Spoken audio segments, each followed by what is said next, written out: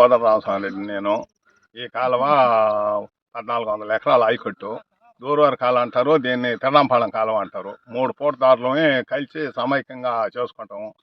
ఇసనాకోళ్ళది ఒక పూట, సేపడోది ఒక పూట, మాది పేర్నేడు కోదండరామస్వామి రెడ్డి ఒక పూట. మేము స్వచ్ఛందంగా చేసుకుంటా ఉన్నాము.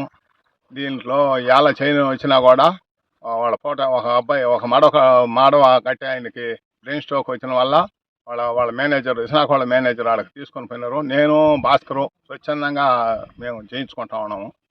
దీంతో ఎలాంటి ఇది లేదు. ఆయనకి బ్రెయిన్ స్ట్రోక్ వచ్చింది, కాలువ పని చేస్తా ఉన్నాగానే అకాన అంబులెన్స్లో అది ఆటోలో తరలించి